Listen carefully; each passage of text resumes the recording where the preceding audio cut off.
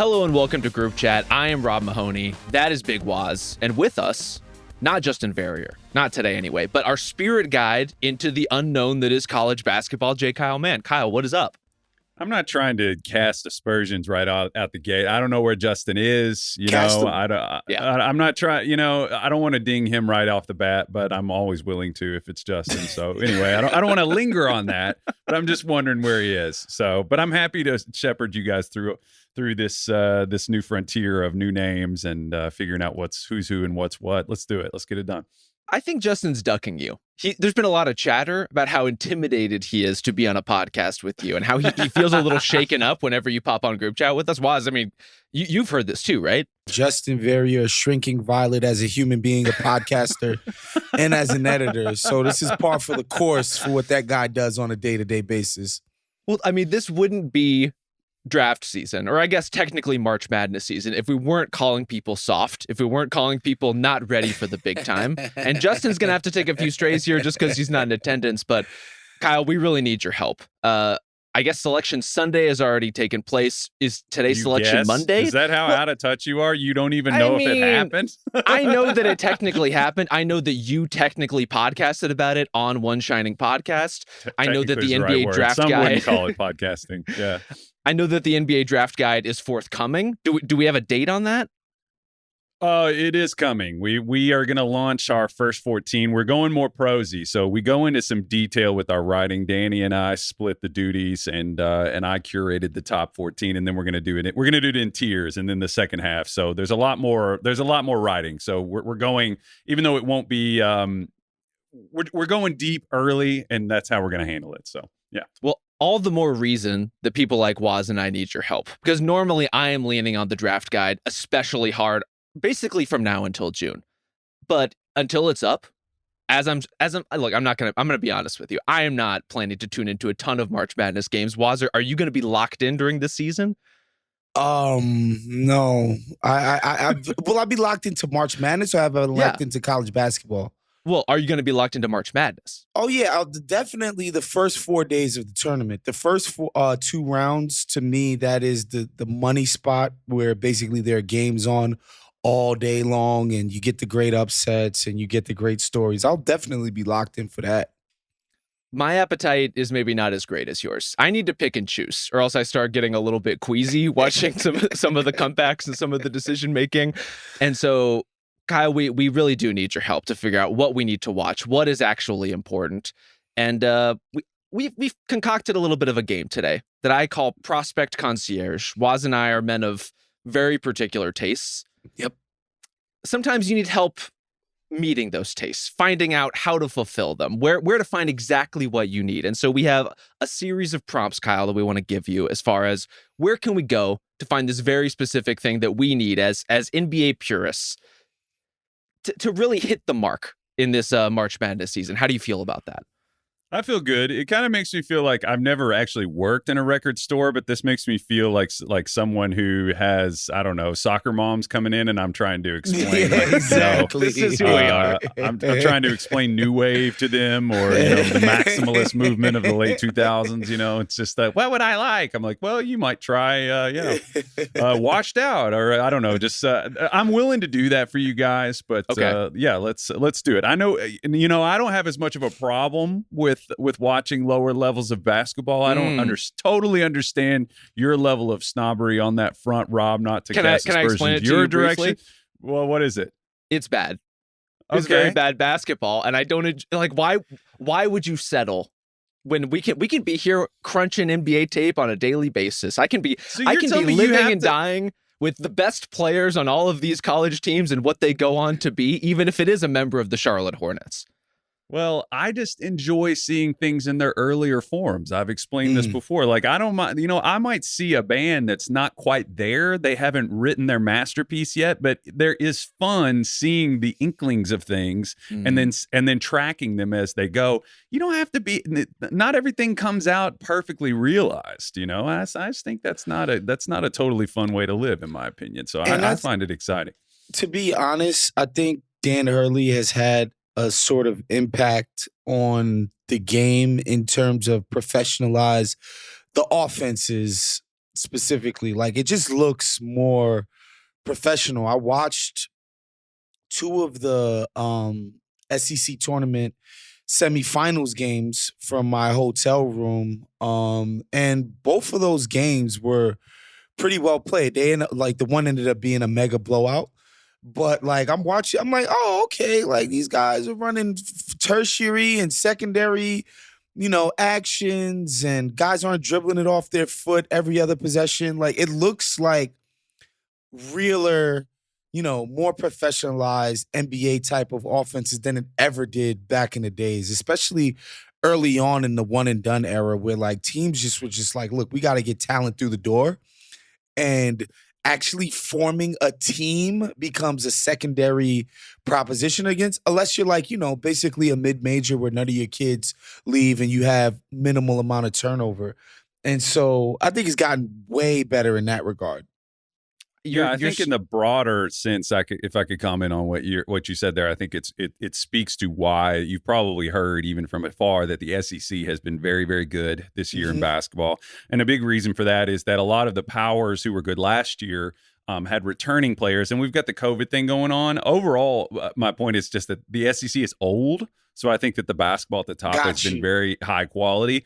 Auburn, who is a contender, was the number 1 overall seed in this field, they have a lot of older guys. They have one dude who's 25 years old. So we're not seeing as much of the one and done era, like you said. We're not seeing a lot of the teams that are just 10 deer on skates. It's not watching that tragedy, shit show play out over the course of a season. We're seeing more competent basketball. Like Kentucky, for example, is very old. Tennessee is old. Florida is a very good team. They're old. Alabama has a lot of old players. So if you're wanting, Rob, to poke through the fogginess of your snobbery to watch something that is going to be palatable for you, that you can stomach and swallow and digest, the SEC, a lot of teams are old, but the SEC in particular is pretty old, and I think the basketball has been pretty fun to watch.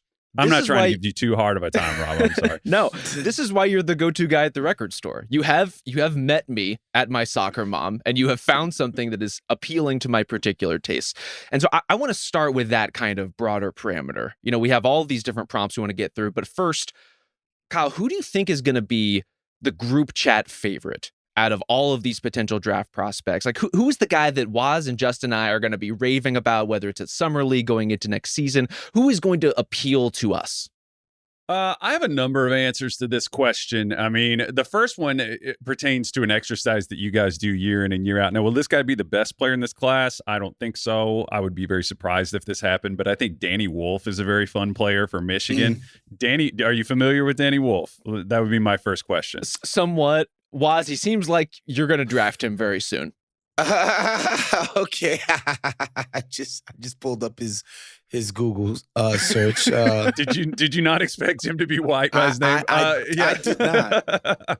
No, Danny Wolf. Let me just give you the 35K look at here. He is a 7 foot.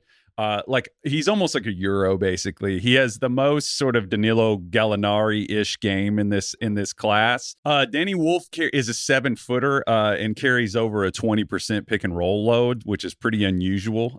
Michigan is an interesting team. They run dual 7-footer pick and rolls. He's very crafty. His shooting is up and down, but I think in the white American draft, I think that he is going to be somebody that you guys are going to love. In terms of just players who I think like strike some of your all's like winning sensibilities, yes. I think that Colin Murray Boyles for South Carolina is a very versatile defender. He's an odd player offensively. It's going to be kind of a question of what his role is going to be as on the offensive end, but he has long arms. He has these just vice grip hands. He's very strong. He's somebody that I could see being a major pain on the defensive end. Those are two that come to mind just immediately. Wos, where do you want to start with those two? I'd want to start with the Danny Wolf for sure. I'm interested in one. Do you think Michigan's going to do well in the tournament? Because that's another thing. A lot of times it's two things. Like, a lot of times the best players are playing on teams, especially back in the days, young teams, bunch of freshmen. They get beat early on. You don't even get to watch them have a nice tournament. And then the other thing and I don't think this pertains to either. I don't know if this pertains to either one of these guys. Sometimes a player comes out of nowhere, has an incredible tournament, and now he's on everybody's radar. Like, why aren't we drafting this kid? Mm-hmm.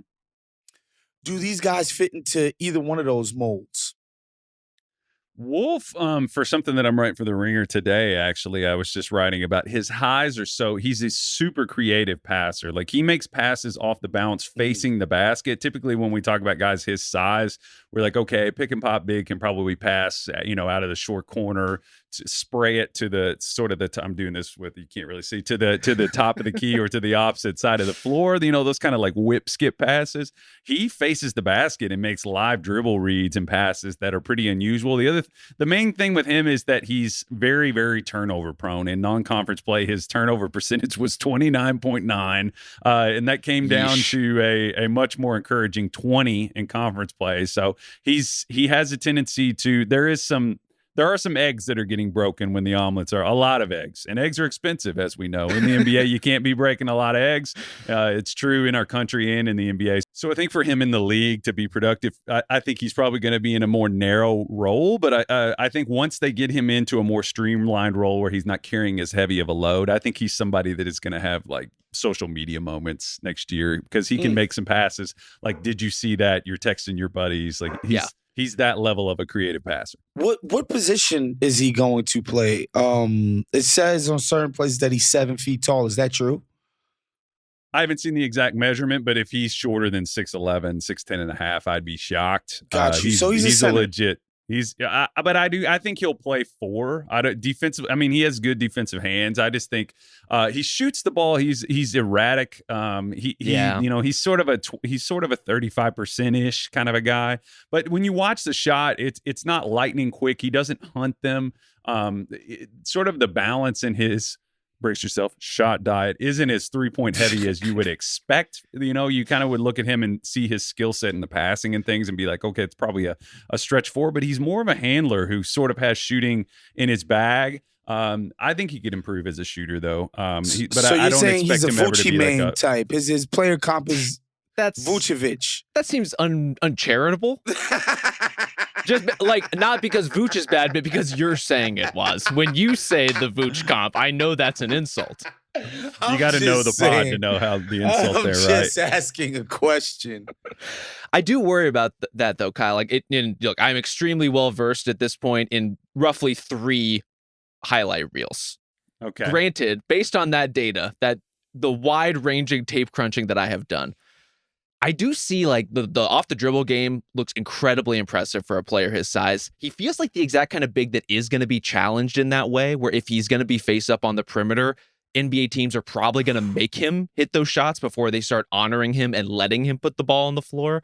And so like, I'm really eager to see him in any variation of NBA dribble handoff offense, like anything that's going to get him moving into the middle of the floor in spaces where he's not having to create so much for himself, I think are going to be really exciting. But NBA defenses are tough on bigs. And if you're a stretch big and you're not hitting at, say above a 34% clip, most of the time they're just going to kind of live with whatever you can put up.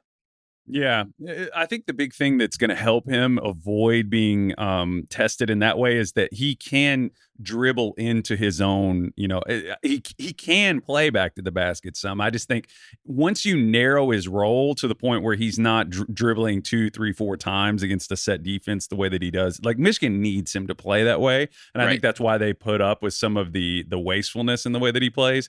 I think that once you narrow it and he's somebody that he doesn't need the ball thrown to him. He can sort of work his way to his spots. And I think that's the biggest advantage that he has. Even if a team dares him to do that, he can handle the ball well enough that I think if he gets a small on him, he can get into the middle of the floor and sort of take advantage. And he's a pretty angular scorer. I will say in the half court, or just not even just the half court, he's only dunked 6 times this year, which I think is a pretty interesting thing. You can kind of take that as you want because he's not an awful scorer at the rim, but he's pretty good with either hand, but he's often avoiding the defense. So I think he's going to have to improve in that way. But I don't know. I kind of feel like his ability to handle the ball is going to neutralize some of what you're talking about. That's kind of my expectation there. Yeah, you mentioned, his high usage for Michigan. What has his arc been like in that regard? Has he always been that kind of player for them? Is that a different role that he's stepped into? Because, he is one of the upperclassmen of this draft class.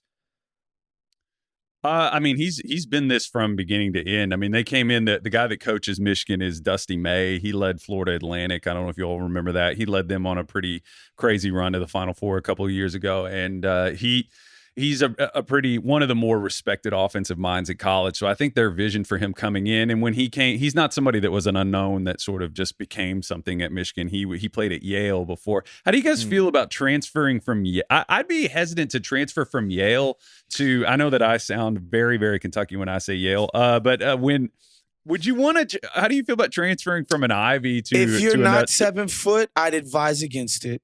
No, I'm just saying for the degree. Doesn't that's your my degree? Point. Yeah, at least the guy's 7 foot and has a high probability of making it into the NBA. Like once you're 7 feet tall, the likelihood that you're gonna go to the NBA and stick around is just much more likely than some jitterbug who thinks he's gonna be the next Allen Iverson. Like, stop it, brother. Like, go get your degree, get some grad school up in you. Hey, man, try to be a 5th-year senior. What's the monetary value of losing that Ivy League on that diploma? That's kind of I think it depends on your language. He can still say, I went to Yale. He doesn't have to explain that he then went to Michigan. Just a little fact of omission, like a little lie of omission. I think it'd be totally fine for him to kind of fudge the truth on that. He did go there. And ultimately, look, a mid-first rounder salary, if it turns out to be that for him, seems all right. Yale degree or no. Michigan, nothing to sneeze at either. Absolutely not. Really good school. Yeah. That was you casting aspersions on Michigan, Kyle. Wos and I would simply never. Just curious in the future. I just wonder how that all weighs out. Yeah. So another player type that Rob and I had discussed of always being interested in and tantalized by is like these skilled bigs who, they don't master one, sort of trade, but they can dribble it, they can shoot it a little bit, they pass it, have good feet, play defense. We're thinking about the Ware kid from Miami. Obviously Jalen Johnson is a type. And back in the days, we would compare all of these guys to Kevin Garnett. But now we're smart enough to know nobody will ever be Kevin Garnett. Do we have any of those sort of player types? Your Chris Bosh's, your Anthony Randolph's, if you will. You're talking about, where in the list here? Oh, so Jalen Johnson type is what you're talking about, right? Okay. I was like, there's no Kevin Garnett type. I was just trying to think of who even has come close to the Kevin Garnett type in the time since. It's like AD and Evan Mobley. Is there like, a little Jaren Jackson too? Jackson, that's a good one. Jaren Jackson was getting a lot of Tim Duncan, KG comparisons very early on in his career. Thankfully, those comparisons have ceased to exist. And none of those guys pass like Kevin Garnett. Like the full complete skill set package is basically impossible. Yeah.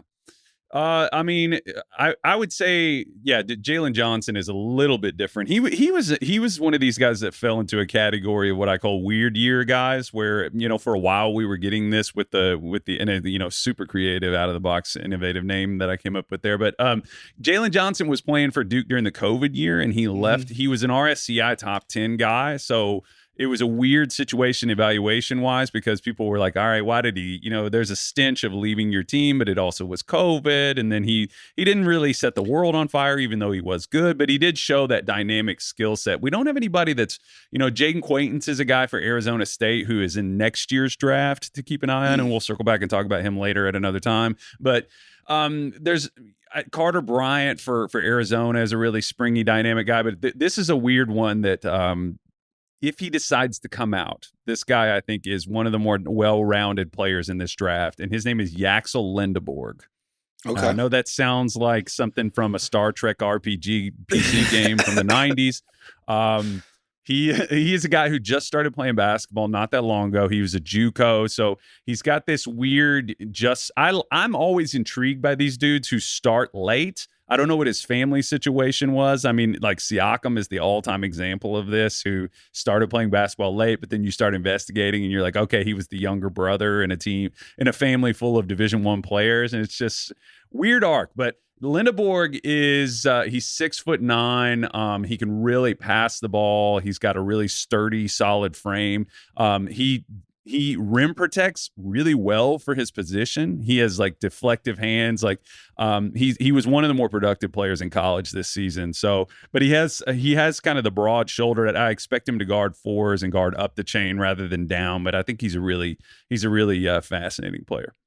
I'm so weirded out by the fact that, you know, in your little bio blast, as you just explained, he is kind of new to the game, because in checking him out, he has great feel. He does have like a do a little bit of everything game. He looks like a player who actually knows what he's doing, which for college, as I have articulated, for me, is not something that I feel like I see very often. And so for him to have that, given his experience level, even with whatever caveats may come with that kind of skill set, my ears are perked. I'm interested to see what he's capable of. All right, another, and by the way, this is very group chat of us to be 22 minutes into the pod and not mention a single one of the top 5 draft prospects. Well, what else are we doing here if not set the table? We'll do it. Another type of guy that I think teams often fall in love with is the sort of toolsy, super athletic, physically gifted guy who hasn't shown much feel for the game, hasn't shown that they're going to be able to nail any specific sort of NBA duty, whether it's having a tight dribble, distribution, shot making, paint protect. Like, they haven't shown it, but physically have the gifts that, a team of GMs and scouts are going to get this guy in a workout and be completely wowed by. Do we have any one of those kind of prospects? Honestly, I think of somebody like Dennis Smith Jr., who, had everything. The physical package, jump out the gym, blew by everybody. Nobody could stay in front of him when he was at NC State. And it just never came together in the NBA in the ways that it does for other people. You think about a Russell Westbrook type, who basically people thought he was going to come in and be some, defensive. Yeah, designated stopper, hustle player. It's crazy. Kind of guy. He comes in and ends up being a 30-point a game kind of guy at his peak. Do we have any of those sort of use cases right there? Well, I was going to ask you, do you think Dennis Smith played the right sport? I've often wondered if he should have been like a corner, or like for his physical tools, like if he should have played football, because it was like he's great, but I always kind of wondered if he was one of those guys that maybe couldn't quite carve out his lane in basketball. I don't know. I think Dennis Smith should have worked harder at NBA point guard skills in the offseason. Not unfair. Also got hurt, we should say, in a way that derailed his career. That's fair. And I think made something of himself as a defender, at least. Like, really came back and was kind of about the things that would get him back in the league. It's kind of a shame that he hasn't found a place to latch on. Rose comps, though.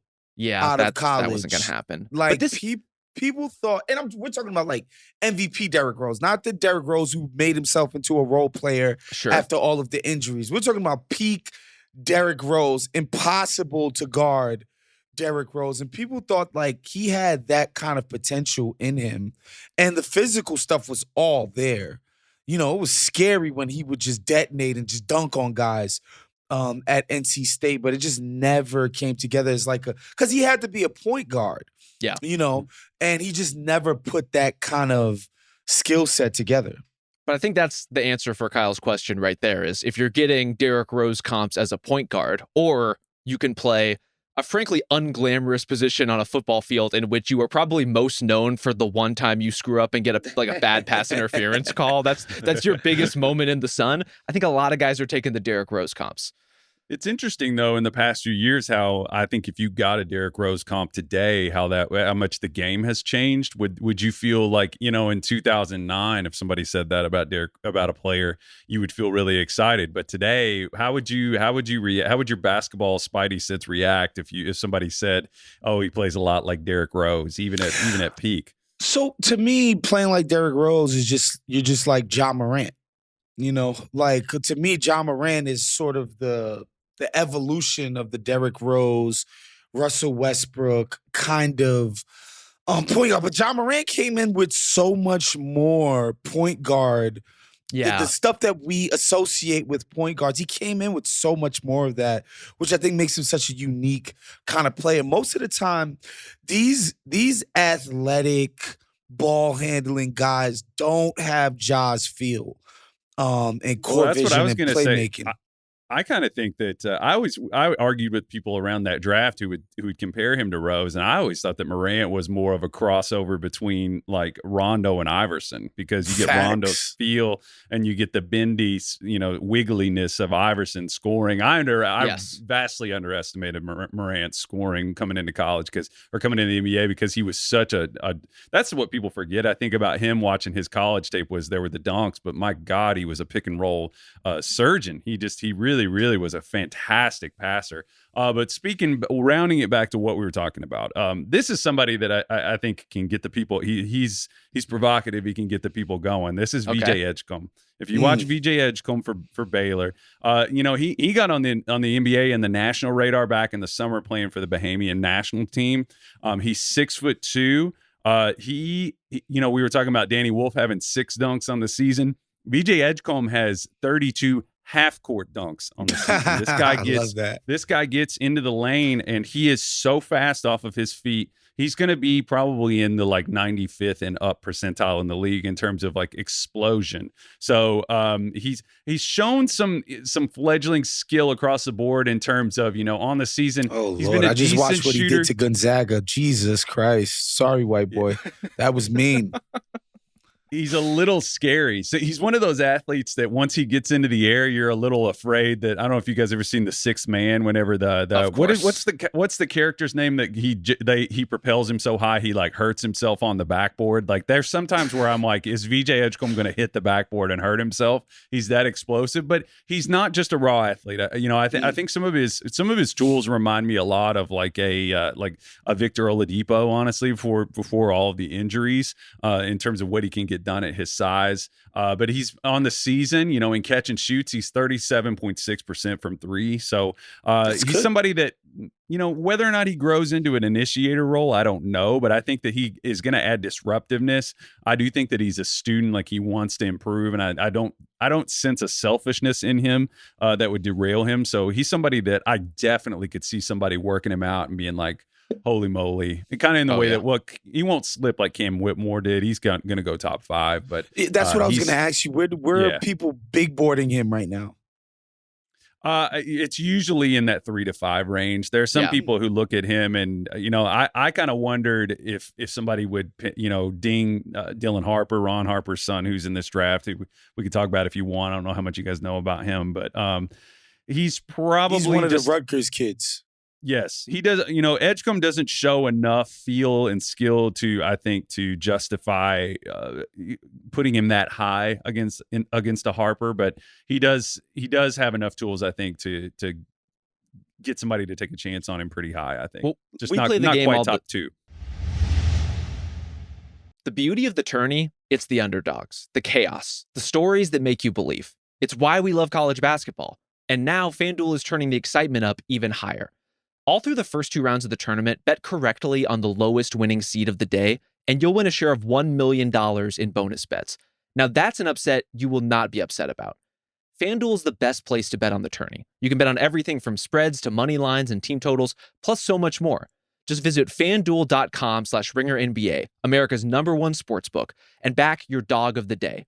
Because in March, anything can happen. Must be 21 plus and present in select states, or 18 plus and present in DC. Opt-in required. Winning pre-live moneyline wager on lowest seed required. Each $1 million jackpot to be split equally among all eligible winners. Bonus bets are non-withdrawable and expire 7 days after receipt. Restrictions apply. See terms at sportsbook.fanduel.com. Gambling problem? Call 1-800-GAMBLER or visit rg-help.com. We play the game all the time of like, where would we want Cooper Flagg to go among the teams that are going to be at the top of the lottery? And we're starting to see like a really firm And why is it Utah? Well, this is kind of what I'm getting to. Is like the Why four is it teams that are Wos? separating themselves are Utah, Washington, Charlotte, and New Orleans. That's kind of going to be the top four in some order in terms of the draft lottery odds. Now, that can always be shaken up by the ping pong balls, but if that ends up being the four, I'm curious where we want to see Edgecombe of that group, because I think about Utah as a team that could really use that sort of pop. They could really sort of use the propulsion that he's bringing to the table. And granted, yeah, it doesn't seem like a totally complete player as far as the driver of offense goes, but they need some of that burst really badly. Rob quickly jumping off the Keontae George train. So crazy. Are you guys off? Are you guys off the train? I'm not as dialed on Utah Jazz this year, having been out there. But what's the vibe on Keontae? I'm not off the train. Let me tell you what he was last year. The train has jumped the tracks a little bit. Oh shit! there was a bit of an exchange, and someone didn't pull the right lever, and all of a sudden the train has careened into a ditch. Is this Polar Express? It's just winding around on like a frozen lake, and like we're all gonna die situation. I have a 4-year-old. You can tell I got that Polar Express that quickly on the brain. No, I mean I'll tell you what I surveyed, and I haven't watched him closely this year. Last year, I saw somebody who showed some passing feel at times. Was a pretty erratic shooter, and he didn't do either one of them well enough in sort of concert with the other to put himself in a position to make reads and consistently like threaten the offense. Like he was very up and down as a shooter and as a finisher, and I kind of wonder if he was being miscast as probably like a tertiary ball handler who would give you some scoring rather than somebody that could be a full-time decision maker. Like, has that stuff gone off the rails this season? Would you all say? A little bit. I think the balance of his game, it was like the things that we saw of him late last season in terms of some of the pick and roll creation. The balance has teetered, the decision making has teetered, the jumper overall just has not been as effective. It's been a very weird Keontae George season, to the point where I think they should continue to invest in his future. He just shouldn't stand in the way of them drafting someone like VJ Edgecombe if they believe in him. If they believe in what someone like Edgecombe can bring to their backcourt, then I think it's absolutely worth exploring. And I think the one thing that I'm wondering, Kyle, I'm operating off of a highlight standpoint. And so VJ Edgecombe's highlights are tremendous. As you say, he is quick off his feet. His version of athleticism to me is less like vertical explosion versus horizontal propulsion. It's like he's jumping from outside the lane and dunking. And as you mentioned, guys are clearing out of the way in a way that may not always be the case in the NBA. And he's going to have more athletes who are, at least a step closer to his level that I'm a little concerned about. But what I want to know, I think most is, based on the footage that I've seen, he's a guy who really gets after it, who has a pretty high motor. Yes. Is that a highlight? He's known to try on that end. I think that's what I'm wondering. Is that a product of the plays that I'm seeing, or is he someone who is hyper athletic and also hyper motivated? I think he's very motivated. I think, are you seeing Utah needing sort of a disruptive, switchable backcourt guy? Is that what you're saying? Or somebody in transition who can finish plays? Is that what you're saying? They need some on-the-ball juice. They need all kinds of juice, to be frank. I don't know that he's going to be that in the short term. He's a long term. And I think what you're talking about with Keontae, I don't think it hurts so much that Keontae isn't quite manifesting into that, because they got him at where they got him in the draft. If they had taken him top 5, I think it would sting quite a bit to pivot that like that. But I think it was a worthy gamble for what he could be. And maybe he'll stabilize into a lesser role. But I think VJ, on-ball juice in the short term, I would not put my eggs in that basket. As we said, eggs are expensive. So I would say keeping him around, he's not going to solve their problems. If they get a chance to get a Harper or a Flagg, I think they've got to go for it. But if they find themselves in that 3 through 5 range, I don't know that there's a ball handler that is going to just day one change their lives, honestly. So let's talk about the top of the draft then. I've been monitoring, not very closely, but been monitoring the Cooper Flagg thing, and all of the people who I trust, guys like Hollinger, guys like Vicini, everybody is more convinced than they were going into the season that this is the guy. He's kind of been better than advertised, which everybody seems to agree on. What do you think that he's shown this year that has sort of shorn him up as the clear cut, nobody is getting in the way of this number 1 pick?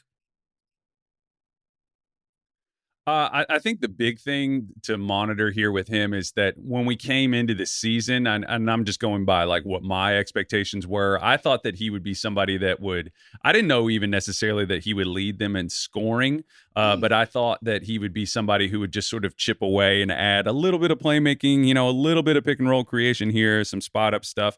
But his passing at Montverde last year, he was more of a guy who was coming off of off-ball actions and getting to the middle of the floor, having an advantage created for him, and then exploiting it. Granted, he was playing with 4 first-round picks on a high school team, so you got to factor those things in whenever you're thinking about what he looks like and how to like read into it. But at Duke early in the season, the most impressive thing, taking a step back here, the most impressive thing for me has been the fact that he has downloaded. There has been no sort of moment that hasn't been impressive. There's been no moment. There's been no learning like, curve. He has not felt stressed by the amount of data that has been downloaded to him. Granted, there's been a big deal made about how young he is. His birthday is in December. He just turned 18. He was 17 in the beginning of the year, and showing and. There really has been no latency, like lag, when you watch him in terms of the information. He's a smart player. He's unbelievably competitive. I was saying this on Bill's pod. I think that he's a culture setter. I'm a big believer. I don't think this is controversial. I'm a big believer that culture trickles down wherever you are. Whether that is an organization, it doesn't even have to be a sports team. I think whenever the person on your team that's dictating, what's being done in whatever setting you're in, whenever they are great at what they do, and whenever they either by example or by force, we've had some discussion about whether you want to be a Tim Duncan or you want to be a Kobe, whichever the way is the right way to go about this. The obvious answer is Tim Duncan, but go ahead. Yeah. People seem to like Cooper, but Cooper also, I think that he just raises the standard of wherever he is because he is just very, very competitive. You can watch his body language, but circling it back to just on the on-court stuff, I wondered in the beginning of the year, foolishly, if they were overburdening him with the pick and roll stuff. And I went in and month over month, because he was having some issues, early in the season, he was getting in crowds. He was turning the ball over in some critical spots. I wondered if maybe they should dial it back, spread those other places. Duke was just like, no, staying the course here. They kept him in a lot of pick and roll. They added some more. They weren't having him stand around when he didn't have the ball, so he was coming on, doing the same stuff. His connective passing is very, very good. He's creative. He sees the floor super well. But I have this in our guide, actually, that month over month, his pick and roll reps didn't go down. They went up, and his efficiency also went up substantially. Wow. So he figured, I like to, if you can find the evidence, I like guys who are able to obviously very clearly, demonstratively figure things out. And Cooper has done that in his year in college. Like, he's carried a huge usage role. He's been the best defender probably all around in college basketball. And that's crazy. It is really wild at his age. Yeah. So he's averaged 20 points a game. Yeah. I have a question. Defensively, is he more Evan Mobley or is he more, I don't know, OG Anunoby? I mean, those probably. Yeah, those are pretty high standards. I'm just saying, are we sure he's? I mean, like, great or great? Who's he going to be guarding? Okay. Where OG can guard up, but mostly we're sticking this guy on wings. And same with Evan Mobley. He can guard down, but mostly we're sticking him on bigs. Which one is he? Are you the wing who can guard bigs, or are you the big who can guard wings? I would expect him to sort of hover in that 2, 3, 4 range. Okay. He is a little skinnier, like in his lower body than OG. I've made this point in other places that he doesn't sit in the chair quite as well. Like, he doesn't get low and shuttle quite like. Rob's smiling. I don't know why, but he's somebody sit in the chair is the most Kyle Mann thing I've ever heard in my life. That is a very standard basketball. It's basketball camp speak. That's all that is. Yeah, that's 100%. That's when you go to basketball camp and they're teaching you defense. That's the analogy they're gonna use. He can get low. He doesn't get as low as an OG, and he's not quite as strong. But he is a very. I had a scout. I'd never heard someone say this before, but the first time I talked to a scout who told me about Cooper Flagg, he said he's a hyper processor. I was like, I've never heard anybody say that before. Wow. And we have to import those usually. Hyper processors. We don't make those on American soil for the most part. Well, normally we talk about supercomputers. We're talking about offensive guys. We're talking about guys who see the chessboard, but his awareness, and it's interesting because you start to just think about different types of thinkers. You start to think about, there are people who just have fast recall. I think you encounter this in day-to-day life. And then there are people who are just conceptually quick on their feet. Like the best podcasters are. Like they can think quickly and in real time. Like a Justin Verrier type, you mean? Yes. So, but Cooper information comes in. I don't know. I haven't interviewed him. I haven't done a psychological profile on him, but I would imagine he's not like an ADHD type person. Like he is very present on defense, and you watch him and he is so aware of what's going on. And I think that's why you see so many like spectacular blocks from him or spectacular out of area plays where you're like, how the fuck did he time that? He just perfectly times things despite not being a VJ Edgecombe level athlete. So He's going to be somebody I think that he can put out fires on the defensive end rather than being maybe like a one-on-one stopper. But I mean, Scottie Pippen is a type guy that I think he's not going to. He's that type of extra ball handler, extra creator, can guard multiple positions, can play off the ball. That was my main comp for him in the guide. I think that he's going to be. He could be like a fringe All NBA player and not be like the primary for whatever team he plays for. He's that type of winning player. That'd be tremendous. Do we not think he has on the ball efficient go-to scorer potential in him? Is this completely ruled out, or do you just think it's not? It's not ruled out. Well, as Kyle was saying, if the pick and roll usage is going up and the efficiency with it, that's a great sign for someone as young as he is. Yeah, it's like, is he a wizard? Is he like a maestro? And there's another guy in this draft in terms of passing who can manipulate. He's not quite to that level of manipulation where he can, pry open windows, partly because no one can really stop a lot of his first options. Like, we don't see him having to get into those. But he is absolute. I think that is what's so remarkable about him is I would no chance would I bet against him becoming a primary. There's just no chance because I think the main thing that's in between him becoming a primary is just the ball handling and the shooting, really. If he becomes a knockdown shooter, like Jason Tatum is the comparison that I made. Jason Tatum wasn't a consistent shooter when he came to the league, and Cooper is a better passer than Jason was at the same age. So, I think you'd be a fool to bet against him becoming a primary option, honestly. I don't have a lot of games circled at this point, but the possibility that if Baylor makes it out of the first round, they would play Duke in the second round and we'd get Edgecombe and Cooper Flagg on the same court. Granted, very different positions, but like that's what I need. Is he gonna play? Is his ankle cooked? Is he fine? Edgecombe or no? Flagg. For Flagg. Intel is I don't know. We'll see. But I mean, Duke's good enough. Duke would beat. I may eat these words, but I feel like Duke would beat Baylor by 30. They're okay. Then it'll be an interesting first half for me to watch. To do a little preliminary scouting. Have anybody that can bother Cooper, but he may not even have to play. I think that Duke could beat Baylor without Flagg, so they could ice Flagg for the first couple rounds and be fine. But Kyle, you kind of threw the lob on this one about Cooper Flagg's passing ability and overall that there are some other guys in this class who are very, very appealing in that particular way. Who would you say is the best passer of this draft class? Because we certainly gravitate toward those types across the positional spectrum. Well, that was you were saying who are you guys going to be wild about next year, and I guess that would assume that I would have a really keen sense for your all's value set. I mean, if you're talking passers,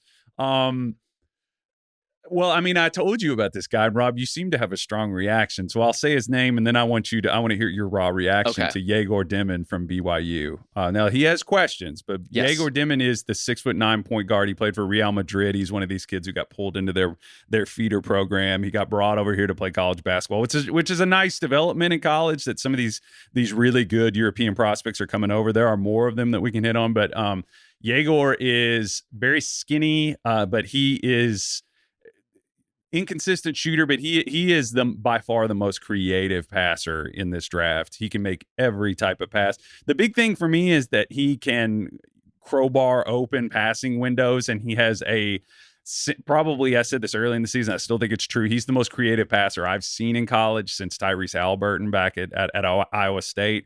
I'm jealous of these people who have this ability, who just seem to know where they want the ball to go, but they also have this active other part of their brain where they're like, what lever do I have to pull Yes. to get this person to move? How do I do it? And then what pass do I throw? His brain is, I don't know where in life you develop that skill. I never did, but he's not that is any kind of real variable in this discussion, but he's a great live dribble passer. Yegor Dimon. Remember the name. He's a skilled one.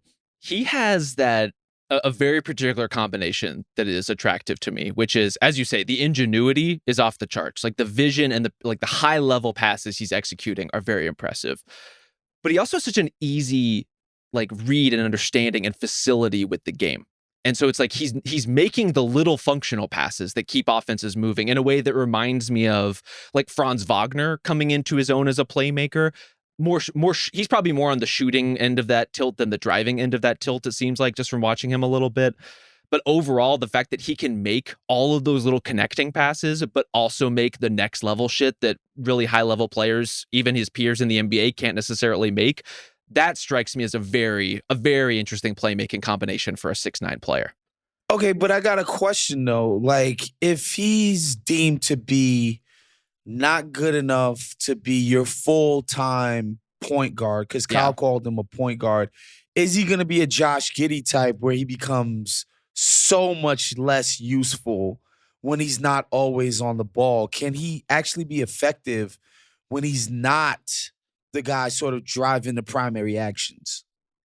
You're teeing it up, Woz. I mean, this is the crux of the conversation. Early in the year when his shot was going down, in the first few games when his shot was going down, this is crazy, but I was like, he's gonna have to be talked about at number one. If he's 6'9" and he's making these shots. Yeah. But that's the problem, is that, his assist to usage is off the charts, 1.43, which is insane that's one of my favorite stats.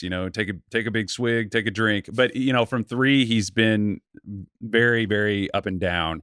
He shoots a long ball. He back rims a lot of threes. I don't know, if you're a shooting expert. That's the funny thing about shooting staffs in the NBA is when you talk to them, just universally, they're confident. There's almost like a girl, there's like the girlfriend, boyfriend, I can fix them thing. I feel like among shooting staffs, where they're like, I know we can fix him. But he's the big thing for him is the scoring. If he can prove that he's a scorer, he could maybe graduate beyond that Josh Giddey.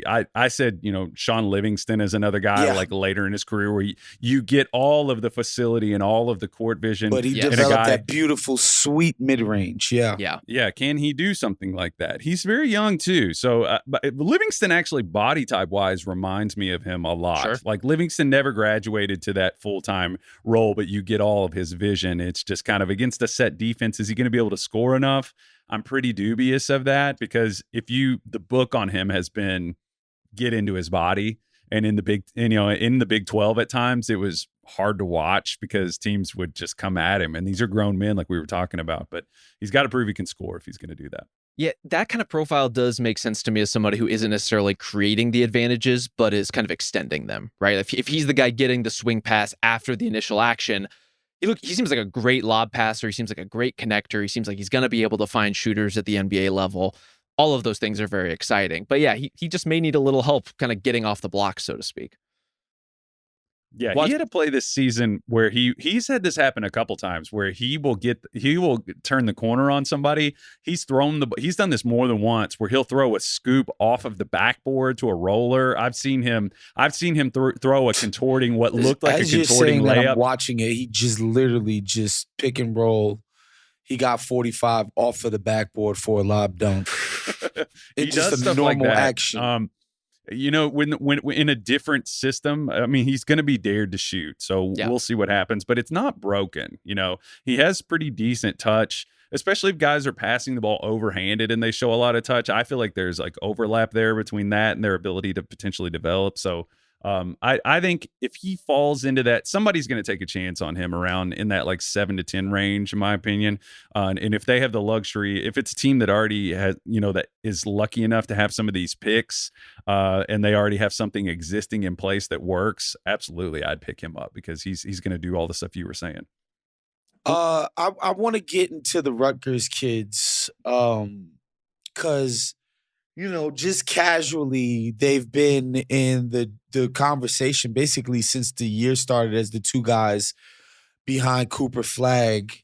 And, Dylan Harper specifically being the guy that's been deemed number 2.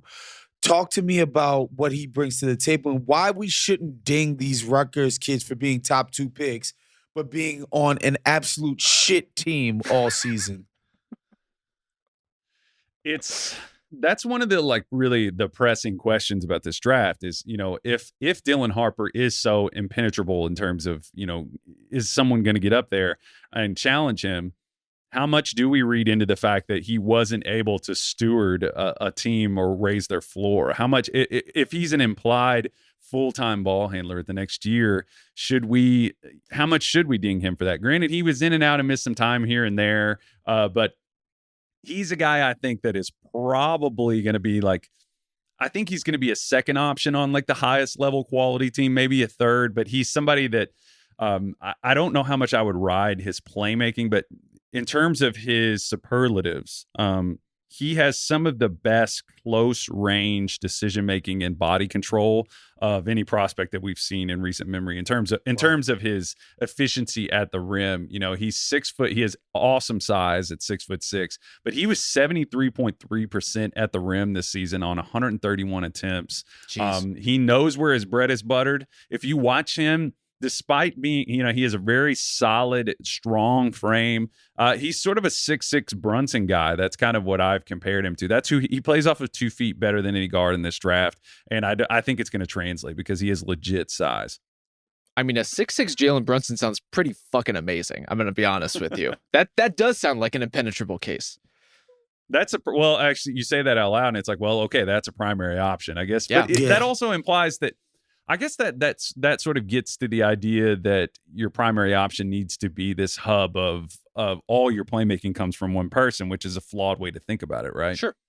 Yeah, he's definitely a bag guy. There was a time on Twitter where, does Giannis have a bag? Blah, blah, blah, bag this. You watch this kid and he is unquestionably has a bag. He has counters to his counter. It's kind of crazy. Aggregators, you heard it here. Wosny Lambre just said that Dylan Harper has a bigger bag than Giannis Antetokounmpo. Clip it, post it, spread it around. It's just kind of crazy to be this young and have his footwork down pat the way that he does. Just the way that he's able to get into his moves is amazing. Yeah, I think Jalen Brunson is an interesting comp. Other people will say Shai Gilgeous-Alexander. I won't, but I get it. This guy is mega crafty on the ball. Do you think he's going to have the sort of athletic oomph to be able to overwhelm NBA defenders at any point in his career? I don't think that's how he operates. Shai is such a unique case just because of there's never been another Shai. No. Yeah, his slinkiness and he just puts you in prison in terms of, and Shai has the ability to. Shai's not getting up over the square to dunk the ball. No. He imprisons you with his start stop. Harper has physical. I think that he's going to be much more of a pace player. He can get to the rim and finish and in traffic and dunk it, but he has a similar combination of physicality and hesitation when he's getting downhill. I've got some clips. He does some things. He just has very mature feet, like I was saying, away from the basket too. When he can freeze defenders and turn the corner, and once he gets you on his back, man, he's one of those guys that he can keep you there. So, but on the year, I mean, he's the shooting is the main thing with him. If the shot is going to go down, that's the biggest question mark. I think when his feet are set, he's pretty solid. So, when he's catching the ball 1-2 in place and shooting it, he shoots a better percentage than when he's moving laterally. So, with a lot of speed and a lot of movement. So, I don't think it's going to necessarily matter that he's not going to have that trump card in his deck where he's going to have to just overwhelm people because his physicality and his pace are going to be pretty exceptional, I think. I feel like the ace conversation has been star forward starter kit in a lot of different ways. I mean, what have you seen to sort of confirm that idea that he is on a serious upward trajectory? And have you seen anything to disabuse you of that notion that maybe whether it's shot selection, maybe whether it's some of the quirks of his game, are you worried about Ace Bailey at all?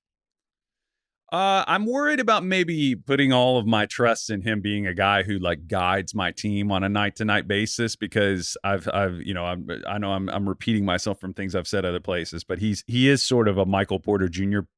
type at this point, because MPJ at that age was a very tough shot dependent player. One of the things that's stopping him from being more dynamic is the fact that he is very skinny. So when he gets downhill, you could just kind of see him fold like origami against pressure. We didn't see him moving, and he doesn't have gigantic hands. He doesn't have the most dynamic handle.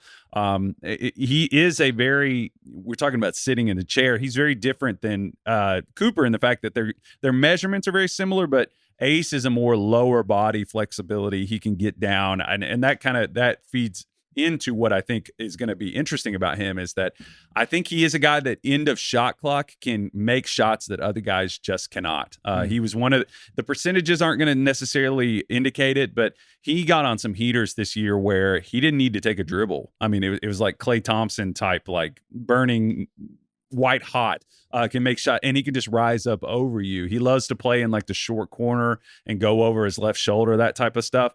But the thing for me is, he is going to add plus weak side, help as a rim protector. He's very long. He's quick off of his feet. He can disrupt and bother shots.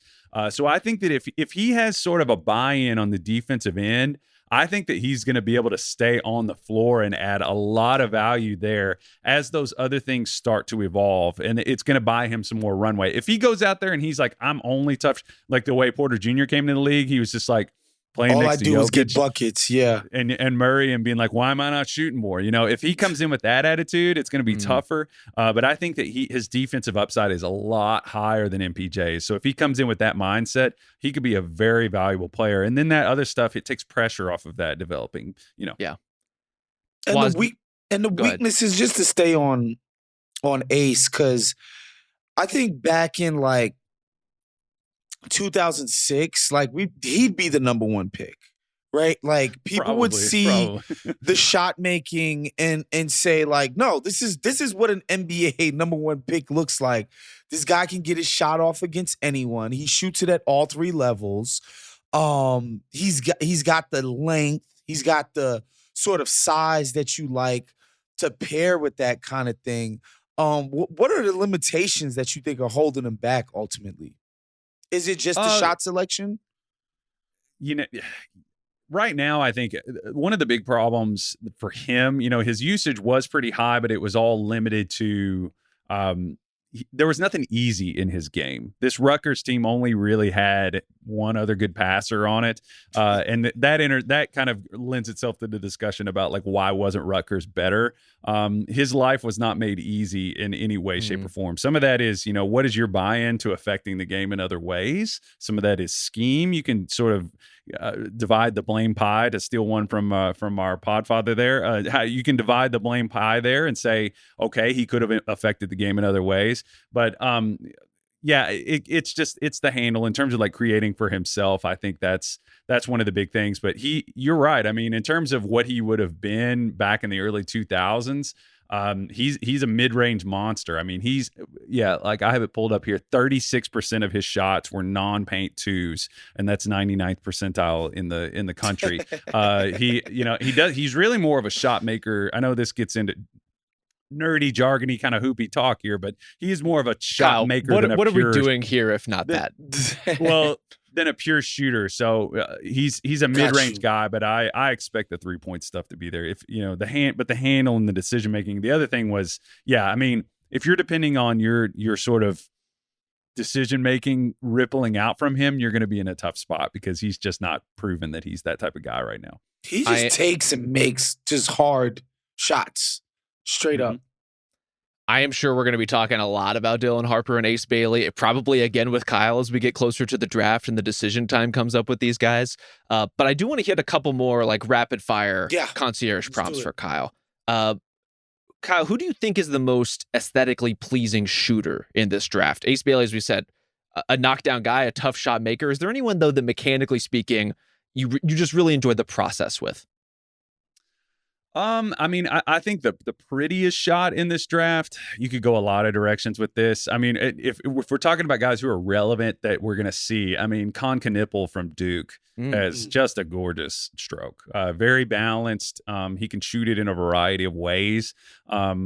Justin and I were going back and forth about like what the hell I meant by this, but he's not one of these like shot out of a cannon Jordan Hawkins types that's, going to be shooting it super fast, and that's the thing that is Right. his tool. He's got a very heavy lower body. He's an unusual player in that he's built like he's built like a PJ Tucker type, but he's a pure shooter. I mean, he's got the lower body of I don't even know. It's going to be interesting for you all to watch him play. He's a heavier framed guy, good size at 6'7". He's got a big booty, is what you're saying. Yeah. Well, we don't have to, whatever. It's not a judgment, just commentary. He's going to be a guy who can give you some pick and roll, but he's got. I've said this. I'm excited to see if he can develop some of that administer punishment in the mid range type stuff, like a Devin Booker style bag. I'm not saying he'll become that, but he has some of that pretty mid range in his game. And the other one is, although I do have issues with the way he plays sometimes. Plays for Texas. I don't know if Rob has monitored his guy Trey Johnson at all. He has a very pretty dribble pull-up shooter jumper package. It is quite a beautiful jumper. The reception on his game overall seems quite mixed. I have not heard a lot of like glowing recommendation of Trey Johnson's game. You as a Longhorn haven't dug into the Trey Johnson tape? No, you save your dessert for last, it's very important to me. It's going to hit close to home, although we'll see if they can even get into the tournament. That would be a great start, and can see him play in some meaningful games. Because they're in kind of the first out group that's playing their way in, right? Right, they're in the first four, but he's one of the players that once he and Ace Bailey are the two that if they get going, if they get into a lather, they can really put points up in a hurry. But he's very strictly face up dribble jumper, doesn't get to the rim a lot. Talking about impacting the game in other ways, I forget Trey Johnson's out there if he's not scoring. Some of this too is a little more in detail about Texas as a roster. He's playing with a point guard that is not a super sharing guy. He likes to score too. Well, so it is Texas. I saw him in Nashville this past week, and I was paying particularly close attention to Trey because I got to see him a couple times. He does a lot of clapping and stomping for the ball. Since Pokusevski, I haven't seen somebody do that. I had a whole clip folder for Pokusevski of him with his hands up, clapping, stomping. But I'm kind of in this purgatory where I'm like, he was playing with a guy who was very shoot first as his point guard, and that's tough. That's tough when you're a guy that's a scorer. I just wasn't ready for the Trey Johnson Poku comp, but this is where we end up. I'm not comping them. It's on the wanting the ball front. A temperament comp alone. But Woz, what else do we want from our concierge service here with Kyle? Do we have any rim protectors, ready-made, big man, shot blocking, paint cloggers? Do we have any of these guys? Boy, do we have a paint clogger. We have a gigantic human being in Kaman Malawach for Duke. I know I keep saying Duke over and over again. That's because they've got a lot of good players. Good. Yeah. And also they're big. He is a giant. He is 7'2". He's a deterrent. We talk a lot about, guys who, in terms of how they can guard, there's guys who are just obstacles just because of how big they are. He's on that front. When he has his arms up and he's just in the paint, you have to consider him. He's one of those nope. And he's offensively, he's fairly raw, doesn't have much of a bag around the basket, but he's a lob threat. There are some people who have a lot of confidence that someday he could shoot it. In terms of just set shooting, broken play, I've got it at the end, I need to put it up. He might be able to get there, but he's the biggest guy. The other guy that I think is really interesting is Thomas Sorber from Georgetown. I don't think I put this one on the list for you guys, but he has the hip mobility that I'm going to say a name that I might get struck by lightning here. He has the hip mobility of someone like an Al Horford. He moves really, really well, and I think he's going to be switchable in that 3-4-5 range. Because of that, because he has long arms and he's a good passer. So he's somebody that I think could emerge years from now as like, wow, that guy was in plain sight and he's an NBA player. But how is that hip mobility going to be at 38? That's the real Al Horford question. Nobody does like Al, man. That's a tough bar.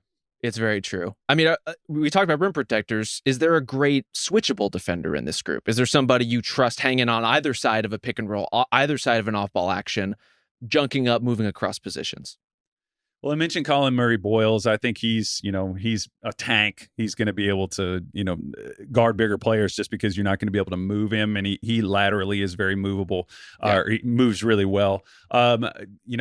Obviously Cooper, put that on the boxes, the list of boxes that he checks and why he's number one. Rasheer Fleming is a guy that plays for St. Joseph's. I don't know. Wos probably hasn't watched St. Joseph's since 2004, I'd imagine, right? Am I guessing correctly on that? Delonte West. That's right. Okay. Well, it's true of most people, but for St. Joe's, but he's somebody who. What's interesting is he was in a group with DeJuan Wagner's son and a guy named Aaron Bradshaw, a very prospect loaded team, and he is going to end up being the one who was drafted first of all of them. That's just a little interesting bullet note for them. But those are some guys. Sorber, I think, is in that group as well. But I think Ace could get there too. I think Ace has the potential to be a guy who could become a defender on that level.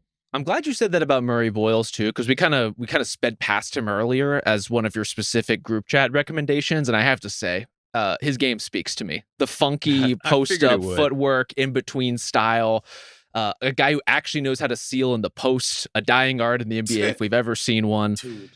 I feel like he could be really good to punishing switches, right? He's the guy who's going to be a big, who's going to be, I guess he profiles more as a 4 potentially in the NBA. He's a 3-4. A 3-4, and it's like if you put a guard on him and a switch, he could easily find his space against those guys, easily score inside. He has such a cool in-between game. I saw like a more refined, maybe slightly bigger Jayshawn Tate in him a little bit in a way that excites me. Yeah, that's interesting. I think that I do this funny thing, not funny in that like I'm making people laugh, but funny in how stupid it can be, where I'm looking at teams and I'll think to myself, well, this team is probably going to be vulnerable against like bigger ball handlers who can facilitate. And it's like, you know what, Kyle, every team in the goddamn world is vulnerable to bigger forwards who can facilitate. And I think that these guys who are 3-4, 4-3, however you want to look at it, depending on who they guard most of the time, these guys that can switch on to these bigger ball handlers and they're not jumpy. I made this point about one time about Al Horford bothers Luka weirdly, and you wouldn't expect that, but it's like Luka loves to torment people who are jumpy, and Horford is not. And I think that Boyles has the type of wingspan and the type of mass to bother those types of players. So I think that he's going to be immensely valuable on that front. Why don't we close out with a cautionary tale? I would like to know, as we're watching the tournament, Kyle, who is the guy who's kind of destined to get overhyped in the tournament as a result of a big team run, as a result of maybe one good game that we shouldn't get too excited about too quickly? That's a really good question. I mean, towards the top, they're the guys that have the potential to get overvalued. Like if Trey goes on a heater, he has that real hooper energy that I could see he's going to be. I said this in our guide to spoil there a little bit. Who's worried about that? But he's somebody that I could see. Jeremiah Fears is another type of guy for Oklahoma who could also go on a heater and get people excited. But you kind of wonder, is he more a Trey Mann type who, you watch Trey Mann on the right night and you're like, is that the best scorer in the league? Right. Like, I think I literally did that on this podcast in like November. that was a conversation that we had right here on group chat. Yeah, those are two guys that I think for that reason that could, if you catch them in the right situation, Danny Chow, who's helping me at the Garden, has done a great job. He brought up Devin, what's his name? Devin that played for I keep blanking on his name, that played for the Nets in the early 2000s. But he's somebody that why am I blanking? Devin Harris? Devin Harris. Yeah. Devin Harris. Yeah, I always blank on his name for some reason. Oh. He brought up Devin Harris too. So he's one of they're those type category scorers who on the right night you think that they're these ultra offensive players, and then you keep watching and you're like, oh God, what's going on here? I don't want to say D'Angelo Russell, but it's that type of thing. They can fool you if you watch them in the right setting. You'd be like, wow, that's a superstar, but you're just not quite sure about that. Well, we're going to be too wise for that after your briefing, Kyle. Kyle, thank you so much for walking us through this. As you can tell, we know nothing. We are wading into this world. I look forward to our continued education, Wos, as far as who the hell any of these guys are and how they play and whether they will be good NBA players or not.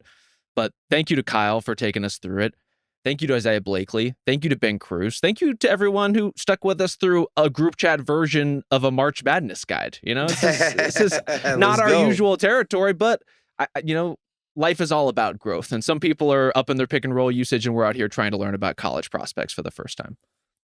Take this with you as you go about your March Madness watching, and hopefully this can be a nice primer. I hope. Hopefully you got to watch. Otherwise, it's just going to be noise. So hopefully people watch March Madness. Yeah. I feel my elitism thawing a little bit. I think I'm coming to the. I'm meeting you where you are, Kyle. I'm coming to your level. Battle about this often. Yeah. I can't look. I can't help it. I like good basketball, so it's a fatal flaw in my personality. But thank you to everyone for listening. We'll be back later this week with actual, honest to goodness NBA talk. Although I think based on our topic, we might stretch the definition of that. So tune in on Thursday. We'll see you guys next time.